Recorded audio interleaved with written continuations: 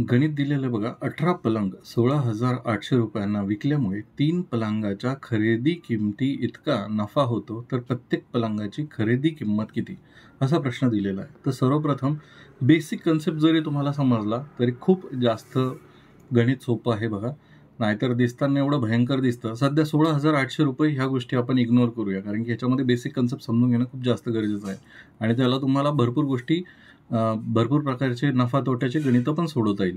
कसे बघा, 18 पलंग विकल्यामुळे काय होत आहे, 16,800 किंमत विसरून जा सध्या, की 18 पलंग विकल्यामुळे 3 पलंगाच्या खरेदी किमती इतका काय होत आहे, नफा होत आहे. तर सर्वप्रथम नफा कुठल्या कंडिशनमध्ये होतो, नफा कधी होतो ही माहिती पाहिजे.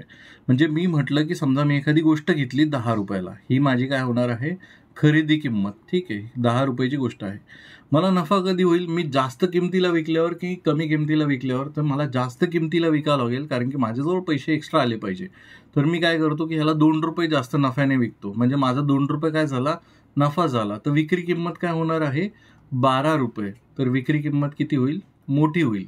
ठीक आहे, ह्याच्यात एक गोष्ट तर कळेल की तुम्हाला विक्री किंमत मोठी पाहिजे, खरेदी किंमत लहान पाहिजे. आणि काय बघा, मेन गोष्ट नफा त्याच्यामधला फरक असणार आहे. म्हणजेच काय, तुम्ही म्हणू शकता की विक्री किंमतीतून खरेदी किंमत वजा केली, म्हणजे विक्री किंमत मधनं खरेदी किंमत वजा केली, तर तुम्हाला काय भेटायला पाहिजे, नफा. कसा, तर ही 12 रुपये तुमची विक्री किंमत आहे, खरेदी किंमत होती 10 रुपये, त्याच्यातून जर वजाबाकी केली तर 2 रुपये नफा. ठीक आहे, हा कन्सेप्ट कळाला आता तुम्हाला, हा कळाला. आता मेन गोष्टीकडे जाऊया, कारण की हे थोडंसं किचकट वाटू शकतं, पण आहे सोपं. बघा काय दिलेलं आहे की 18 पलंग विकलेत. मी म्हणतो की एका पलंगाची विक्री किंमत, एक पलंग जो आहे, ठीक आहे, एका पलंगाची विक्री किंमत मला माहिती नाही किती आहे. ठीक आहे, तर मी लिहितो की त्याची विक्री किंमत असेल, विक्री किंमत म्हणजे आपण XYZ मानतो ना, तसंच फक्त मी काय मानलं, विक्री किंमत. कारण की एक्स मानला तर थोडं कन्फ्युजन होऊ शकतं, पण तुमच्या रेफरन्ससाठी मी ते एक्स लिहिला.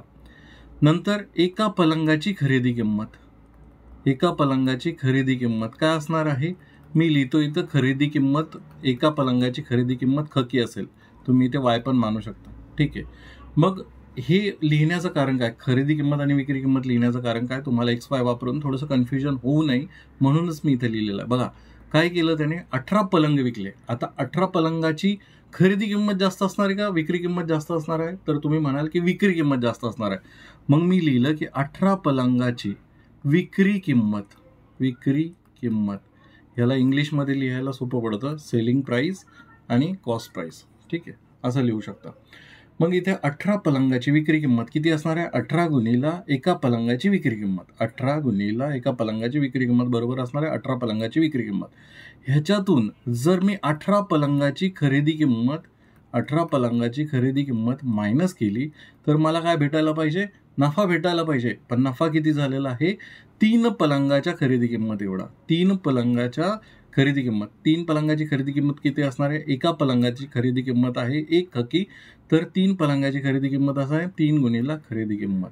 मग आता काय करूया, हा 18 वजावाला पार्ट, हा 18 वजावाला जो भाग आहे हा तिकडच्या साईडला पाठवूया. म्हणजे इकडे काय होईल, 18 गुणिला विक्री किंमत. ठीक आहे, एका पलंगाची विक्री किंमत गुणिला 18, 18 पलंगासाठी. ठीक आहे, बरोबर.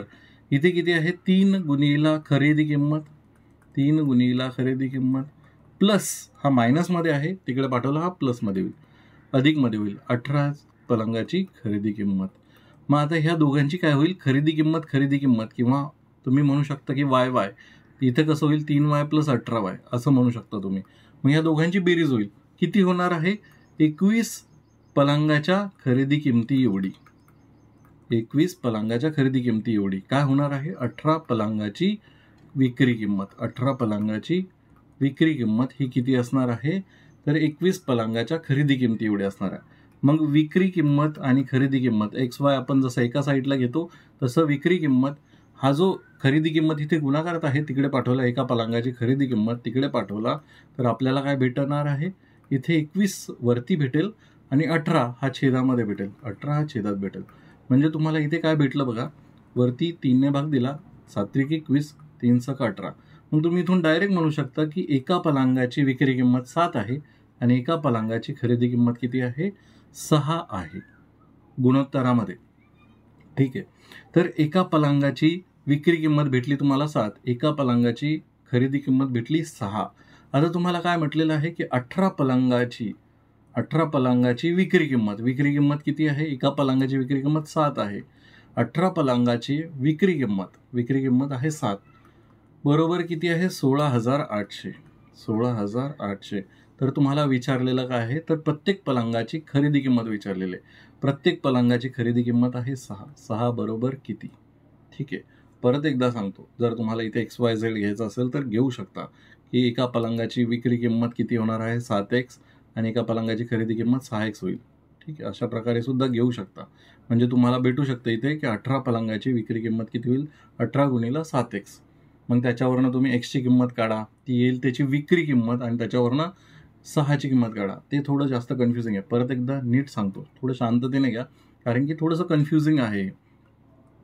काय बघा, 18 पलंगाची खरेदी किंमत, मग 18 पलंगाची खरेदी किंमत 18 पलंगाची विक्री किंमत बरोबर आहे 7. 18 गुणिले 7. बघा ती किती आहे? 18 पलंग 16,800 रुपयांना विकल्यामुळे म्हटलेलं आहे. मग 18 पलंगाची विक्री किंमत बरोबर असणार 16,800. तर तुम्हाला फक्त एका पलंगाची विचारलेली आहे, 18 पलंगाची नाही. मग मी काय करेल, एका पलंगाची खरेदी किंमत खकी बरोबर एक पलंगाची खरेदी किंमत बरोबर 6 बरोबर किती? इथे काय करा, फक्त तिरकस गुणाकार करा. किती येणार आहे? 16,800 गुणिले 6 छेदामध्ये 18 गुणिले 7. 6 एक 6, 6 त्रिक 18, 7 एक 7, 7 दुनी 14, खाली उरले 2, 7 चोक 28 आणि हे 2 शून्य, 3 एक 3, 3 8 24. म्हणजेच किती आलेलं आहे? एकूण 800 रुपये एका पलंगाची खरेदी किंमत आहे. 800 रुपये एका पलंगाची खरेदी किंमत. ऑप्शन क्रमांक 4 हे तुमचं उत्तर असणार आहे. स्क्रीनशॉट काढायचं असेल तर स्क्रीनशॉट काढून घ्या. ठीक आहे. जर तुमचे कोणतेही तुमचे डाऊट्स असतील गणिताचे, तर मला टेलिग्राम ग्रुपवरती तुम्ही तुमचे डाऊट्स बिंदास पाठवू शकता. आपण नाममात्र फीस 59 रुपयामध्ये इथे मंथली मेंबरशिप चालू केलेली आहे. म्हणजे एका महिन्यात 59 रुपयामध्ये तुम्ही ह्याच्यामध्ये जेवढे व्हिडिओ आहेत आपल्या कोर्समध्ये कितीही वेळेस बघा, अनलिमिटेड टाईम्स. म्हणजे एका महिन्यात तुम्ही पूर्ण कोर्सही संपवू शकता आणि किती वेळेस बघू शकता.